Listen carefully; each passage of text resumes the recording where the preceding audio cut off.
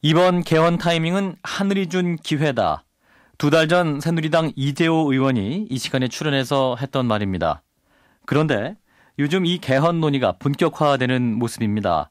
세미나들도 곳곳에서 벌어지고 있고 다음 주에는 개헌 추진 국민연대도 출범한다고 합니다.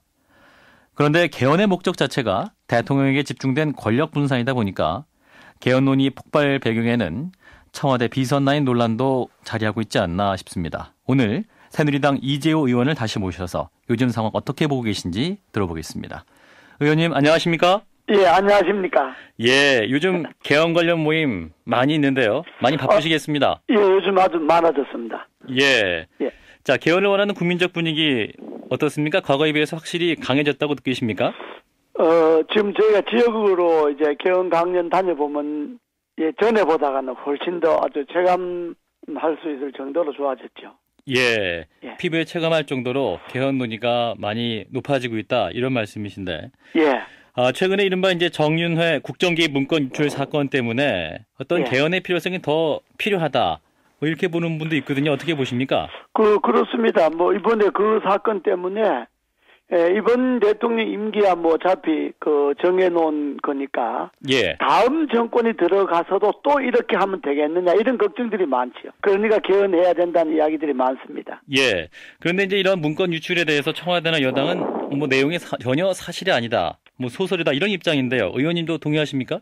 뭐 내용이 사실이든 아니든 간에 그건 별로 중요하지 않고 예. 그런 문제로 청와대가 국민들이 이미 그 구설에 올랐지 않습니까? 예. 그건 이미 대통령으로서의 소위 리더십이라 그럴까? 예. 국민적 도덕성이라 그럴까? 이런 것에 대해서 상처를 받았다고 봐야 안 되겠습니까? 아하.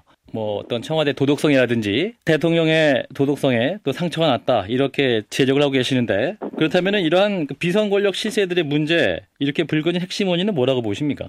저는 그게 우리나라 제왕적 대통령제의 적폐라고 봐야 안 되겠습니까? 제왕적 대통령제의 적폐다. 구체적으로 어떤 게 문제가 되고 있습니까, 그러면? 그러니까 모든 나라 안에 모든 권력이 대통령 한 사람에게 있지 않습니까? 예.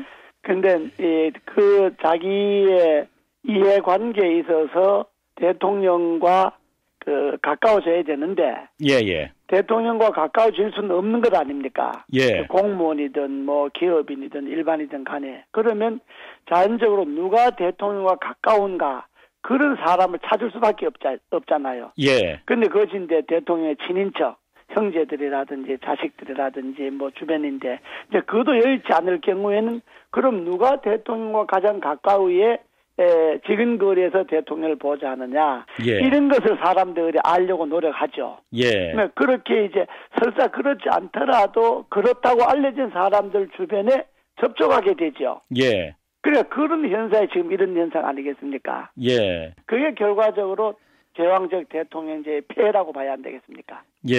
근데 만약에 권력이 대통령에게 집중되어 있지 않고 대통령 권한과 내각의 권한이 나누어져 있다면 대통령에게 목을 메고 접근하려고 할 필요가 없는 거죠. 일정하게 대통령이 국가 원수직만 갖고 있다면 그리고 뭐 외교라든지 통일이라든지 국방이라든지 이런 것에 관한 권한만 갖고 있다면 모든 사람들이 자기의 뭐 자리라든지 이권이라든지 이런 것 때문에 대통령 주변 사람들하고 만나고 로비하고 부정거래하고 이렇게 할 이유가 없잖아요. 그런데 우리나라는 지금 체제가 그렇지 않지 않습니까? 몇십 년 내려오면서 모든 권력이 대통령에게 집중되고 대통령이 말 한마디를 해야 뭐가 돌아가는 세상이 됐지 않습니까? 예를 들어 청와대 무슨 사건이 생겼다. 대통령이 직접 나서서 마치 검찰에 가이드라인을 제시하든지 말하지 않습니까? 왜 검찰이 움직이는 것 아닙니까? 그리고 대통령 말 한마디에 소위 집권 여당이라는 사람들도 싹 엎드려 버리잖아요. 결국 또 개헌론으로 이어서 말씀해 주시는 것 같은데요. 조금 전에 또 이제 어떤 검찰 수사와 관련해서 청와대가 가이드라인을 제시한 것 같다 이런 말씀을 하셨네요. 지금 언론을 보면 그렇지 않습니까? 그러니까 처음부터 이 문건의 내용이 사실인지 아닌지 이게 중요한 거죠. 그리고 이 문건이 내용이 사실이 아니고 문건이 비서실장이라든지 대통령에게 체계적으로 보고되지 않았다면 이 문건은 그야말로 허잡스러운 하나의 그냥 장문 수준에 불과하잖아요. 예, 예. 그러면 장문 수준에 불과한 문건이 유출됐든 안 됐든 별 의미가 없잖아요. 예. 그런데 처음부터 이거는 유출에다가 초점을 두고 수사하라 이렇게 된 것 아닙니까? 예. 그러니 문건의 본질을 가리는 데 대한 그 수사의 집중도 보다가 문건이 어쩌게 유출됐느냐 하는 데 대한 수사의 집중도가 높아질 수밖에 없지 않습니까? 그렇죠. 이것이 바로 대통령제가 갖고 있는 소위 무소불위의 권력, 제왕적 권력이라는 겁니다. 예, 그럼 현재 그 검찰 수사만으로는 어떠한 그 내용의 진상 규명이라든지 이게 좀 부족하다 이렇게 보시는 거네요. 그렇죠. 그건 이제 검찰 수사를 지켜봐야 알겠지만은 예. 대통령이 지시를 받아서 움직이는 검찰이 그 진실을 어느 정도 밝힐 수가 있겠습니까? 예. 예. 그래서 이제 이 문제를 두고 청와대 내부에서도 좀 책임질 사람들이 있지 않을까 뭐 이런 견해도 있고요. 예. 유 의원님은 어떻게 보세요? 아니 문건이 내용이 사실이든 아니든 그걸 이미 청와대가 예. 관심을 갖고 있는 게 아니고 예. 이 문건이 어떻게 유출되었느냐 하는데 청와대가 관심이 있는 것 아닙니까? 지금 보면. 예. 그렇다면 유출이 되도록 내부 기강을 단속하지 못했던 청와대 책임자들은 예. 당연히 책임을 져야 안 되겠습니까? 이를테면 누군가요?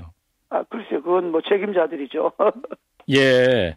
그렇다면은 다 관련 당사자들 아니겠어요? 뭐 비서실장이라든지 예를 관련된 들어서 문건이 유출되도록 그만큼 보안을 허술하게 했던 청와대 당사자들, 책임자들. 예, 그게 예. 비서실장이 됐든 수석이 됐든 비서관이 됐든 그 라인에 관계되는 사람들은 일단 책임을 지고 물러가는 것이 예. 그게 대통령을 위한 것 아니겠어요? 네, 책임이 필요하다 이런 말씀이시고 예. 또 아까 검찰 수사 관련해서도 이제 좀 부족하다는 말씀하셨는데요. 야당에서는 이제 특별검사라든지 국정조사를 주장하는 분들도 있습니다. 여기에 대해서 의원님 어떻게 생각하십니까? 뭐 야당으로서야 당연히 그렇게 생각 안 하겠습니까? 예. 그 우리가 야당 때도 맨날 그렇게 했으니까요. 네, 의원님은 어떻게 보십니까? 어떤 이러한 특별검사라든지 이런 구체적인 더 조사가 좀 지켜봐야 되겠습니다. 더 지켜봐야겠다. 예, 지금 내용이 뭐 원체 예. 뭐 하루 매일매일 이게 다르게 돌아가니까 예. 네, 좀 지켜보겠습니다. 예. 자, 새누리당 이재호 의원을 만나고 있습니다. 이렇게 이제 논란이 커지게 되면 현재 박근혜 대통령이 강하게 추진하고 있는 정책들, 이를테면 뭐 공무원 연금 개혁 문제라든지 이런 것들이 좀 힘을 잃게 되지 않겠습니까? 이게 공무원들이 지금 반대하지 않습니까? 예. 그리고 어떤 정책이든 국민이 다수든 소수든 반대가 있는 것을 밀고 나가려면 예. 정권의 도덕성이 있어야잖아요. 예. 정권이 투명해야 되고 그리고 그 정권이 국민으로부터 신뢰를 받아야 반대를 돌파할 수 있잖아요. 예. 그런데 정권이 투명하지도 않고 신뢰도 못 받는데 그 정책을 밀고 나간다고 하는 거는 상당한 부담이 오지요. 예. 후유증도 크고. 예. 그래서 또 이러한 도덕성이라든지 투명이라든지 신뢰도 문제 때문에 어떤 연금 개혁 어려울 것이다 이런 말씀이신 거네요.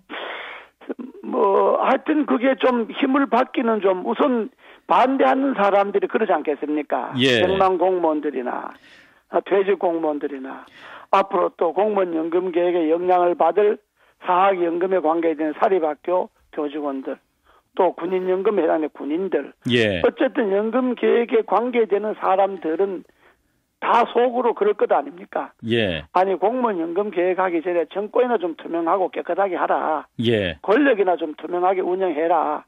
이렇게 이야기를 하지 않겠습니까? 예. 그것이 바로 도덕성이라는 거죠. 예, 알겠습니다. 그러면 정책이 힘을 받고 진행하기가 어렵지 않습니까? 예, 어려울 것 같다. 이런 네. 입장이시고.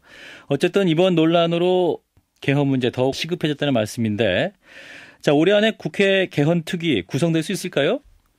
지금 저희들이 이제 특위 구성 결의안을 이제 그 국회 운영위원회에 제출해 놓고 있으니까요. 예. 아마 국회의원님들도 그럴 거예요. 현 정권은 임기 3년 남았는데, 예. 그건 헌법에 보장된 임기니까 이 정권은 뭐 이대로 간다 하더라도, 예. 그 다음에 들어서는 정권이 지금까지 5년 단임제 정권이 범했던 그 과오를 다시 범하지 않는다는 보장이 없지 않습니까? 그러면 예. 나라가 점점 소위 업그레이드되고 발전하기 어려우시니까 이번 기회에 개헌을 해서 다음에 들어서는 정권부터는 좀 권력이 좀 투명하고 좀 분산되고 좀 이런 일이 없기를 바라는 것이 다 국회의원들뿐만 아니라 대다수 국민들이 그렇게 생각하지 않겠습니까? 예. 그렇다면 국회 안에서도 이러한 국민적 그 생각들을 받아들여서 개헌 특위를 구성을 해야 하고 이제 해가 넘어가면 내년부터는 개헌 논의를 본격적으로 해야 안 되겠습니까? 예, 그런데 이제 애초에 그 국회 개헌특위 구성 결의안에 서명했던 새누리당 의원 10명 중에 4명이 서명을 철회했습니다. 예, 그건 개헌 모임에서 나가는 것이 아니고 예. 그분들은 특위 구성안을 정기국회 끝내고 냈으면 좋겠다 이런 생각을 갖고 계셨던 분들도 있고 예. 또 이제 그 한두 명은 5월 달인가 6월 달에 서명을 했는데 그걸 지금 낼 줄 몰랐다면 이런 분들도 있고 해서 예. 개헌 모임에는 나가는 건 아니기 때문에 그건 예. 시점의 차이니까 큰 의미가 없습니다. 예. 예. 그리고 무엇보다 대통령이 또 개헌론 논의를 반대하는 이유가 국가의 역량이 분산될 수 있다. 이런 논리고 경제가 우선이다. 이런 거거든요. 그러니까 이 개헌 발의를 정부가 하게 되면 정부의 각 부처가 개헌안에 담을 내용을 논의를 하고 수집을 해야 되니까 예. 정부 정책, 경제 정책을 시행하는데 어려움이 있다. 이렇게 말하는 건 맞습니다. 예. 그러나 지금 이 개헌 발의를 정부가 안 하고 국회가 하지 않습니까? 예. 국회가 개헌 발의를 한다고 하는 거는 국회가 경제 활성화에 도움을 줄 수 있는 거는 이번처럼 예산을 법정 시한에 통과시켜 준다든지 예. 정부가 요구하는 경제 활성화법을 통과시켜 준다든지 이런 것 아니겠습니까? 예. 그건 개헌 논의하고는 별개이죠. 개헌 논의가 무슨 경제 활성화에 지장을 준다든지 뭐 블랙홀이라든지 뭐 이런 것하고는 맞지 않는 거죠. 예, 알겠습니다. 어찌됐든 올해 안에 국회 개헌 특위를 꼭 시작할 수 있을 거라는 말씀이네요. 저는 그렇게 해야 된다고 봅니다. 예, 네. 알겠습니다. 말씀 여기까지 듣겠습니다. 고맙습니다. 예. 새누리당 이재호 의원이었습니다.